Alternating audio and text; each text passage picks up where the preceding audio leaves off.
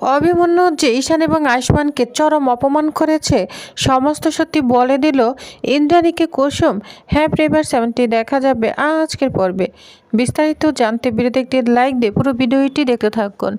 গল্পের শুরুতেই আমরা দেখতে পাবো কুসুম দীপালি পিসিকে বলছে, জানো তো পিসি, আমি ওখানে না ছোট সাহেবের স্ত্রী রূপেই সব দায়িত্ব পালন করেছি। সত্যি বলতে আমি না ওইখানে নিজের জীবন সুন্দরভাবে কাটাতে পেরেছি, স্বপ্নের মতো কাটিয়েছি। তখন পিসি বলে, হ্যাঁ তাই তো, তুই এখানে স্বপ্নের মতো দিন কাটাচ্ছিলি, আর তোকে ছাড়া জানিস তো এই বাড়িটা না পুরোই খাকা করছিল, সেটা শুধু আমিই জানি। আচ্ছা শোন, ম্যাডাম না আমাকে কোটার দায়িত্ব দিয়েছে, কিন্তু এই বাড়ির বড় বউ হিসাবে এটা তো তোরই অধিকার, তাই না? এটা তুই করবি, চল আমার সাথে, তোকে আমি হেল্প করে দিব, কেমন? তখন কুসুম কিছু একটা ভাবতে থাকে। পিসি বলে, কী রে কুসুম, কী ভাবছিস? কুসুম বলে, এখানে যা হচ্ছে না সেটা ঠিক হচ্ছে না। তখন পিসি বলে, কেন কুসুম, তুই এই কথা কেন বলছিস? তখন কুসুম বলে, না না তেমন কিছু না পিসি, আমি তোমাকে সবটাই পরে বুঝিয়ে বলবো, এখন ভিতরে চলো, দেবীমা নিশ্চয়ই আমাদের অপেক্ষায় আছে। তখন দুজনে ভিতরে চলে যায়। এদিকে ঈশান এবং দেবলীনা কথা বলছে। দেবলীনা ঈশানকে ব্ল্যাকমেল করে চলেছে। তখন দেবলীনা ঈশানকে বলে, ঠিক আছে আমি যাই, আন্টিকে সব বলে দিয়ে আসি। তখন তো ঈশান খুব ভয় পেয়ে যায়, বলছে না না যেও না। তখন দেবলীনা বলে, কি হলো বেবি, এখন দাঁড়াতে কেন বলছো? এতক্ষণ ধরে তো তুমি চেয়েছিলে যে আমি এখান থেকে বেরিয়ে যাই। তখন ঈশান বলে, দেবলীনা সরি, আমার জন্য না তোমাকে অনেকটাই সাফার করতে হয়েছে, আমি কথা দিচ্ছি তুমি যা বলবে আমি তাই করব, কিন্তু রিকোয়েস্ট, তুমি না এসব কিছু মাকে কিছুই বলবে না। তো অনেকভাবে রিকোয়েস্ট করতে থাকে দেবলীনাকে ঈশান। তখন দেবলীনা বলে, গুড গুড বয়, তুমি যদি এভাবে আমার কথা শোনো তাহলে তার কোনো প্রবলেমই হয় না ঈশান। জানো তো আমার না একটা শর্ত আছে, বিয়ের পরেও না তোমাকে আমি ঠিক এইভাবেই প্রত্যেকটা কথা মেনে চলতে হবে আমার, উইদাউট এনি কোশ্চেন, বুঝতে পেরেছ? যাও ঈশান, একবার না নিজের মুখটা দেখে এসো, তোমার মুখটা না ভয়ে একদম চুপসে গিয়েছে, মনে হচ্ছে তুমি এখনই অজ্ঞান হয়ে যাবে। কি ভেবেছিলে ঈশান, তোমাকে আমি ইজিলি ছেড়ে দিব?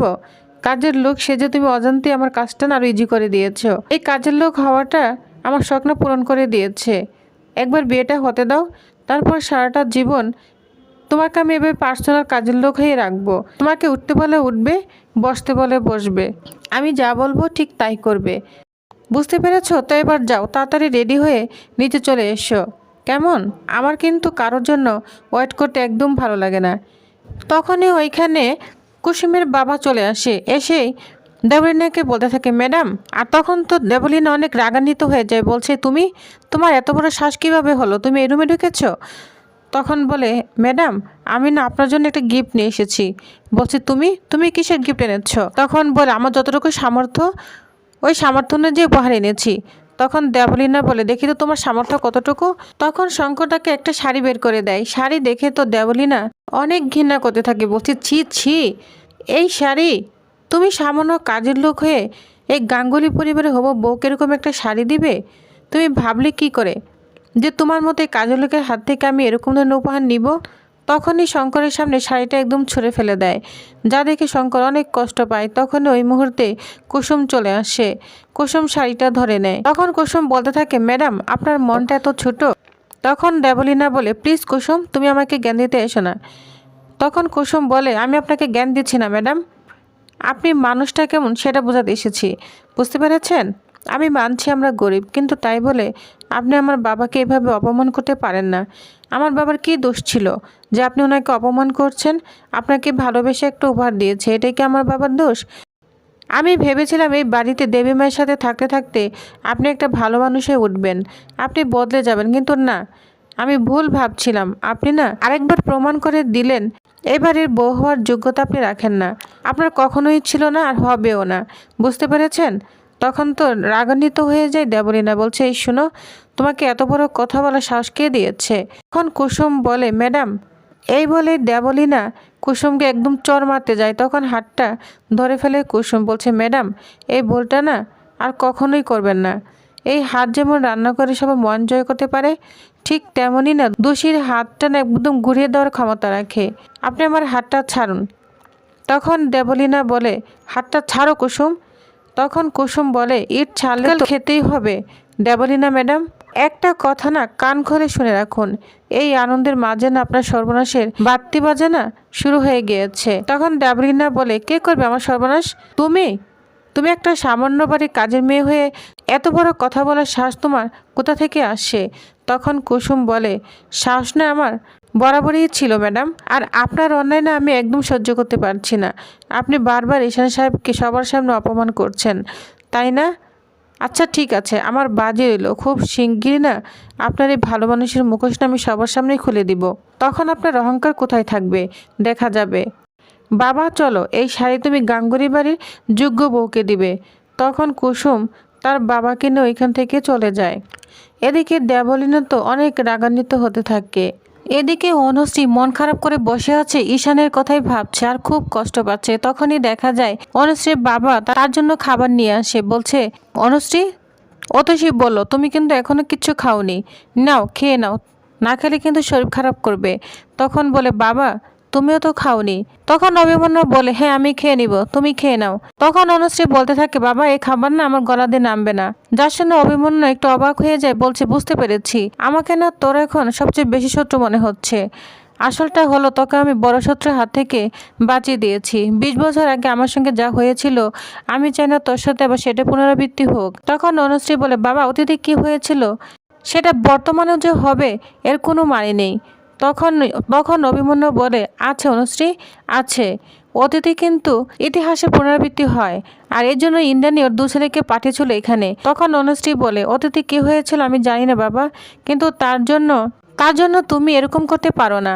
তখন অভিমন্যু বলে, শোন, অতীতই না মানুষের পরিচয়, অতীত কখনো মানুষের পিছু ছাড়ে না। ইন্দ্রাণী গাঙ্গুলি কোনোদিন মানুষের আপন হতে পারে না। আর আমার কথাগুলো আজ তোর মিথ্যে বা ভুল মনে হচ্ছে তো, কিন্তু আমি যে ইন্দ্রাণী গাঙ্গুলিকে তোর থেকে বেশি চিনি। ও যখন আমাকে ঠকাতে পেরেছে তাহলে তোকেও ঠকাবে। ও পৃথিবীর সবাইকেই ঠকাতে পারে, ওর সন্তানরাও তেমনই হবে। তোকে যে ঠকাবে না তার কোনো গ্যারান্টি নেই, কারণ ইন্দ্রাণীর রক্তই তো ওদের শরীরে বইছে, বুঝতে পেরেছিস? ওরা কখনোই ভালো মানুষ হতে পারে না। আর জানিস তো আমি সবসময়ই চাইতাম তোর কথাবার্তা চলন বলন সবসময় ইন্দ্রাণীর মতোই হোক, কিন্তু ও যে আমার সঙ্গে বিশ্বাসঘাতকতা করেছে, তারপর আমি চাই না ওর ছায়া তোর গায়ে পড়ুক। অথচ ভাগ্যের কি পরিহাস দেখ, এত কোম্পানি থাকতে তুই লাস্ট মুহূর্তে ইন্দ্রাণী কোম্পানিতে গিয়ে পড়লি। যাক, যা হয়েছে ভুল হয়েছে, আমি বেঁচে থাকতে না তোকে কোনোদিন ওই বাড়ির একজন হতে দিব না। তখন অনুশ্রী যা শুনে বলতে থাকে, বাবা তুমি জানি কখনোই ভুল করনি, কিন্তু এইবার তুমি ভুল করেছ। আমার কথা না মিলিয়ে নাও, তুমি নিজে আমাকে গাঙ্গুলি বাড়িতে রেখে আসবে, এটা আমার বিশ্বাস। যা শুনে অভিমন্যু তো অবাক হয়ে যায়। এদিকে দেখা যায় গাঙ্গুলি পরিবারে ঈশান এবং দেবলীনার আলতা পরা অনুষ্ঠান শুরু হয়ে গিয়েছে।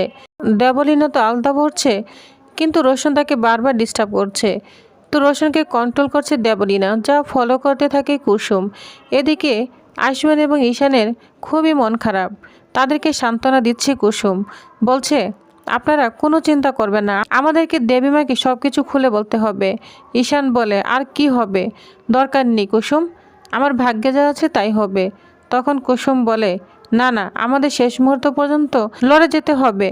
ঈশান সাহেব আপনি বলবেন, আপনি দেবীমাকে সমস্ত কিছু খুলে বলবেন।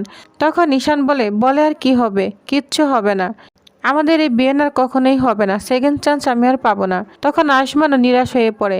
আয়ুষ্মান বলে, আচ্ছা কুসুম তুমি না বলেছিলে ঈশ্বর না নিষ্ঠুর হয় না, তাহলে আমার ভাইয়ের চোখে এত জল কেন?